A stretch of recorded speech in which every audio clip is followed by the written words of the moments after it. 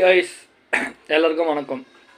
உடம்பு சரியில்லை, இது மாதிரி கோல்டாக இருக்குது, ஜுரம் அடிக்குதுன்னு சொல்லிட்டு கவர்மெண்ட் ஹாஸ்பிட்டலுக்கு போனேன்.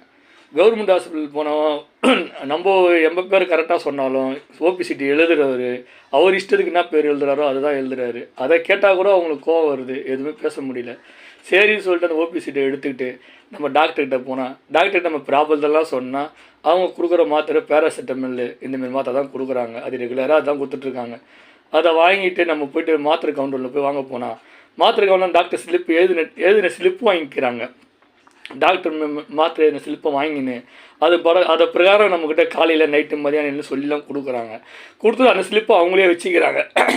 அதை என்ட்ரி பண்ணிக்கல, அந்த ஸ்லிப்பை அவங்களே வச்சுருக்காங்க. அந்த ஸ்லிப்பை மக்கள் கையில் கொடுத்தா தானே அது எப்போ போடணும், மதியானம் போடணுமா, நைட்டு போடணுமா, இல்லை சாப்பிட்டதுக்கப்புறம் போடணுமா, சாப்பிட்றதுக்கு முன்னாடி போடணுமா, இது வாமிட் மாத்திரையா என்ன ஏதுன்னு எதுவுமே தெரிய மாட்டேங்குது. அந்த ஸ்லிப்பை அவங்களே வச்சுக்கிட்டா இப்படி என்னமாரி இருக்கிற எனக்கே இவ்வளோ கஷ்டமாக இருக்குன்னா, இது இன்னும் வயசானவங்களாம் இருக்காங்க, வயசான பாட்டி தாத்தா இவங்கெல்லாம் இருக்காங்க, எவ்வளோ பேர் இருக்காங்க, காது கேட்காதவங்க இதுமாரி நிறைய பேர் இருக்காங்க. இவங்களுக்கெல்லாம் எப்படி புரியும்?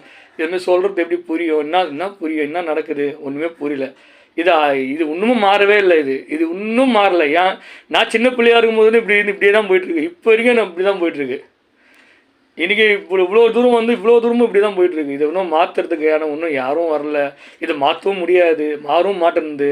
நானும் எவ்வளோ இதெல்லாம் போயிட்டே தான் இருக்காங்க. நிறைய பேர் இதை எடுத்து சொன்னாலும் யாரும் எதுவும் போய் பார்க்க மாட்டேன்றாங்க. தயவு செஞ்சு யாராவது இதை பார்த்து அந்த இடத்துல அவர் எழுத தெரியாதவர் படிக்க தெரிஞ்சவங்க எவ்வளோ பேர் வேலையெல்லாம் வீட்டில் இருக்காங்க, எவ்வளோ பேர் எதோ இருக்காங்க. தயவு செஞ்சு கவர்மெண்ட் மெத்தடை மாற்றி இந்த இந்த கவர்மெண்ட்டு மாற்றி கொடுத்தா நல்லாயிருக்கும். இது ஒவ்வொரு உயிர் சம்மந்தப்பட்ட விஷயம்.